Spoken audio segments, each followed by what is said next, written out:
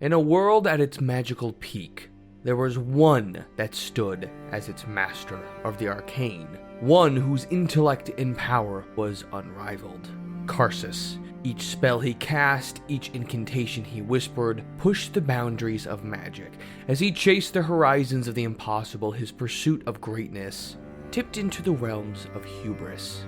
Led on by the promises of the grandest magic, he crafted a spell of such magnitude it promised to change the very order of existence. This is the story of Karsus, whose name now echoes as a byword for catastrophe, his legacy a cautionary tale of a luminary whose light burned too fiercely, leaving behind nothing but the dark whispers of desolation. In D&D Forgotten Realms, Netheril was an ancient, magocratic human empire of Faerun. The Netherese people, a pinnacle of human civilization. They were the pinnacle of the arcane and magic, with floating cities stretching across the sky. All of the most powerful Netherese were archwizards, and there was one such archwizard who came near the end of the fall of Netheril. Karsus's first spellcasting came at the tender young age of 2, when he instinctively cast a cantrip. Young Karsus found himself learning spells almost inherently, as though he always knew them. The local priesthood of Netheril, who is the Lady of Mysteries, otherwise known as the goddess of all magic, took an immediate interest in the young man and trained him. They tried to indoctrinate him into their church hierarchy, but Karsus was not interested. He didn't believe that putting his faith in a polytheistic structure would do him any good. He believed himself worthy of a god's stature, even at a young age. This, of course, made him the perfect candidate for archwizardry, since all the archwizards believed in really only themselves. And at age 22, he became the youngest archwizard ever. To gain this title, one had to create a mythalar, carve an entire enclave from a mountain, erect a city upon it, and then claim it as his own, which Karsus then named Karsus. And for several months after his feat, Karsus was unable to procure businesses and residences, primarily due to his youthfulness. He decided that if magical might alone couldn't attract citizens to his enclave, perhaps an image of success would. He hired the best architects in the land to create buildings that defied the very laws of gravity and physics, something the Netherese were quite proficient at. These structures eventually became known as some of the greatest arcanist colleges and universities in all of Netheril. The uniqueness of the structures and the hope of having such a building for themselves lured people to Karsus's enclave as the city became successful. Karsus had one of the grandest arcane academies through all of Netheril, and he had many students throughout the years, one of which was named Olist. Olist was a troubled arcanist. He was never given the opportunities that he felt he should be given, and he would frequently lash out in anger. He hated others, but actually felt a certain amount of compassion towards the downtrodden non-humans, goblinoid races that Netheril and the elves had fought against since the beginning of time. His hatred built up inside, and he was finally ostracized by the Netherese, sent to wander the wilds of Netheril. As he wandered, Olist met up with a vicious beast that looked like a living cone with 4 arms. A Faerun. Olist, frightful for his life, prepared to defend himself from certain death from this creature. But the beast simply wanted to talk. The Faerun claimed that some unknown force on the surface world was killing its children and making the old and infirm die before their time. It wanted to know who upon the surface was using magic. So Olist sat and told the creature everything he knew of Netherese culture and how wasteful and decadent they had grown. The Faerun listened to every word Olist uttered about the Netherese, and after giving the renegade a powerful magic item and telling him where he could find a keep secure from the evil Netherese, the beast returned to its homeland. Olist never saw his monstrous friend again, but he always felt he was close at hand. Olist and his band became the most ruthless murderers in the history of Netheril, and he began a 33-year-long reign of terror with a successful attack on the city of Unity, where he was christened the Baron of dread. The Baron and his band killed more than 28,000 humans, elves, orcs, goblins, dwarves, halflings, gnomes. It made no difference, and together they stole a king's ransom. But at the end of his career, he and all of his company were incinerated by a Noanar's fireball spell cast by an unknown arcanist. The stronghold gutted, and everything inside was destroyed. And though Oliston's story ends here, his legacy goes on. For the Faerûn began studying and researching the ways to sap the strength of the human nation. And Oliston's conical friend, the one he gave the information to, began casting the Magic Drain spell. These were permanent spells that began draining life energies as well, slowly killing everything within their sphere of effect. They began casting this powerful spell anywhere they could, all across Netheril's lands. Fortunately for the Netherese, the effects of the Magic Drain spell were visible. Near the largest of the flying cities, the land slowly began turning into a sandy desert. At first, the archwizards were unconcerned. They simply flew past the city to a different place. As the land's plague continued to hollow the cities, however, the archwizards knew something was wrong. And as this plague progressed, the archwizards slowly discerned an intelligence working against them. Finally, they discovered the Faerûn, and from time to time, powerful archwizards would create new, more powerful spells, one-upping one another, only to be suddenly attacked by a wave of magic-hurling Faerûn intent on the destruction of all Netherese. News of the Faerûn's open attack against the Netherese was slow to spread, for the Faerûn seldom left survivors, and their magic blocked all divination attempts to discover the truth behind this or that archwizard's disappearance. Moving back to Karsus, he discovered the effect of the Faerûn's magic drain. It was beginning to weaken the life-enduring magic he had constructed around himself to live far beyond what he should have, and he determined that he needed to find the source of the draining or choose a different way to stay alive, and so began experimenting with something called heavy magic, a graft of physics, chemistry, and magic, but it was unstable.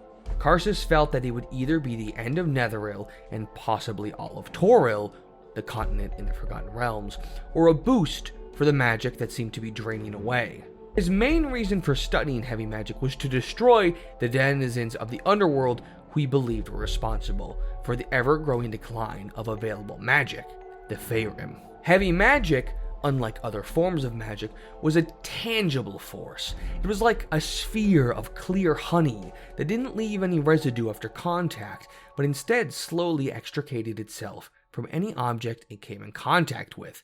Moving a hand or walking through heavy magic created effects similar to moving through hip-deep water. And then, Karsus made an important discovery. Heavy magic could be enchanted with other spells. He also determined it could be painted or daubed on any surface, like a wall, door, or mechanism. He found it very handy to use a bit of heavy magic enhanced with the dispel magic into a lock. 1 cubic foot of heavy magic could be created by an arcanist for each level of experience.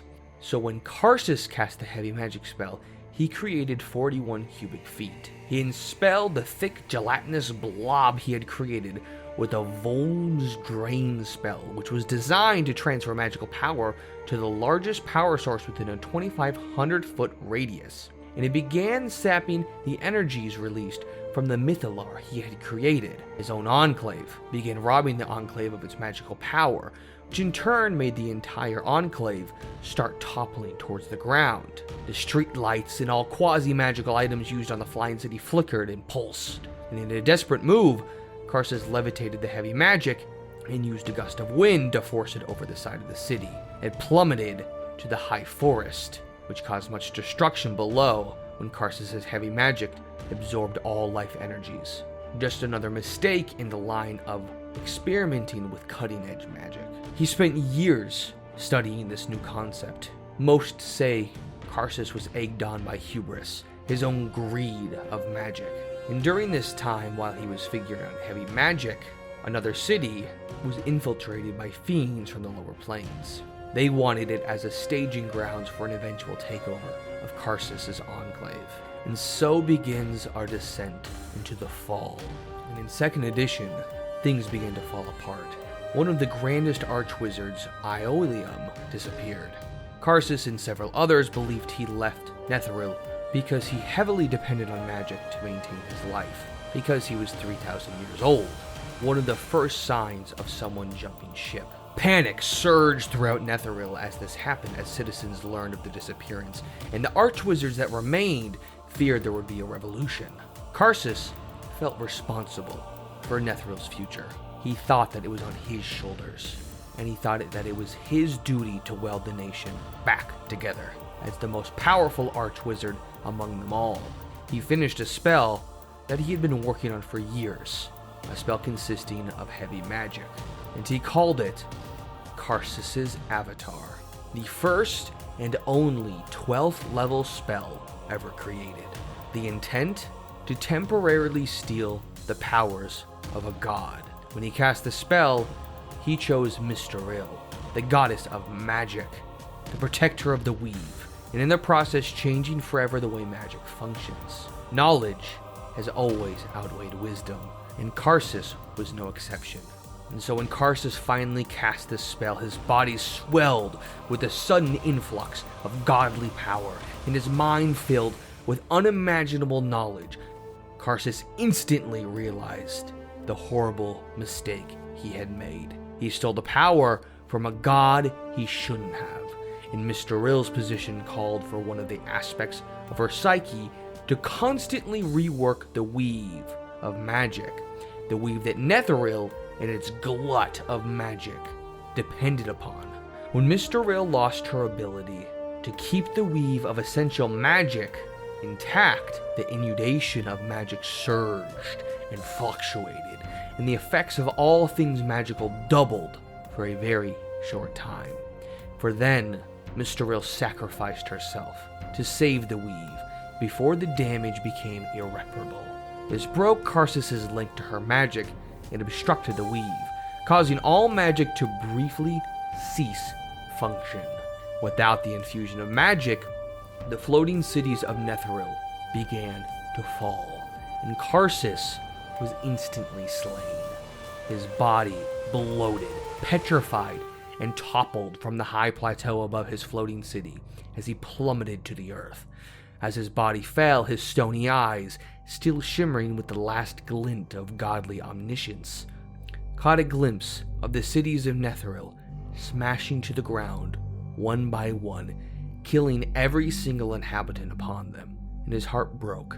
Greed for the power of the deities themselves caused the destruction of his home, his family, his friends, and all of his people. Though his story was not complete, and neither was Netheril's, for she reincarnated herself as Mystra, and her first priority was to recreate the weave of magic, and she would set rules that would set the tone of the D&D world forever. No spell above 10th level would function, and by the time she was completed, she was only able to save 3 of Netheril's floating cities. The rest were all utterly destroyed. Netheril as an empire and a people was gone, and through the next 300 years, through other events, all other 3 cities would fall, all remnants and fallout of Karsus's actions. Now, what is the legacy that Karsus leaves? He may have been the most powerful wizard to ever live or ever have lived. And all of this happens before 3rd edition D&D. For in 3rd edition, we're given some information about Karsus.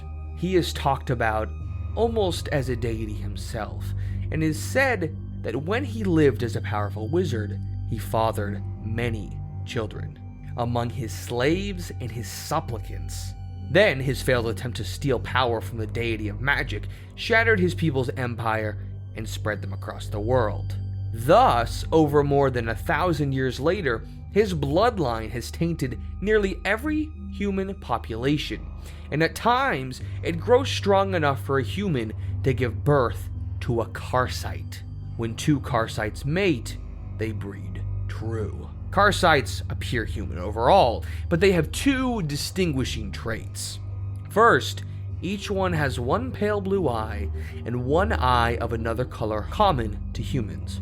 A Karsite also has a shock of white hair on their head. These traits appear infrequently among normal humans and almost never at the same time. Karsite's bloodline allows a matured Karsite to resist non-magical blows and to turn spells cast against him into healing magic, but it also prevents him from ever casting any spell. Karsites born among humans might live and die without ever knowing that their unusual appearance comes with wondrous abilities. Though Karsus was undoubtedly extremely unique, one of a kind, and the fact that his blood still flows through so many means that his story is far from ended. The rest of the world knows Karsus as a tale of greed and hubris, though he was known as the mightiest arcanist ever created. But in 3rd edition, we also get a little more insight into the mind of Karsus, for all of this has been told from a third party's perspective.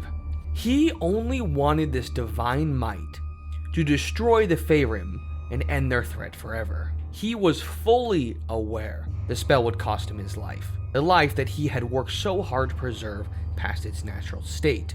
Karsus deemed the sacrifice worth the risk. And in the end, Karsus did just lose control of the spell, and we know the story from that moment. Karsus's avatar was successful. He was a god. He had the knowledge and the abilities of a deity, but it was dependent on that spell and that magic, and once all magic was interrupted, that is when he failed. Mystra has gone on to describe Karsus. She has said it is more accurate to see him not as the greatest Netherese mage, but as the most recklessly ambitious. And as the dust settled on the shattered remnants of Karsus's ambition, the world awoke to a new dawn, forever scattered by his hubris. In striving for the heavens, he plummeted into infamy, leaving a legacy not of triumph, but of a stark warning. Even the mightiest, maybe even more so, are susceptible to fall. With the Faerûn still around, still a threat, and all of Netheril reduced to ash and cinder, Karsus, once a beacon of unrivaled power, became a shadowed memory. A stark reminder that even the greatest can fall too far in their reach for the stars.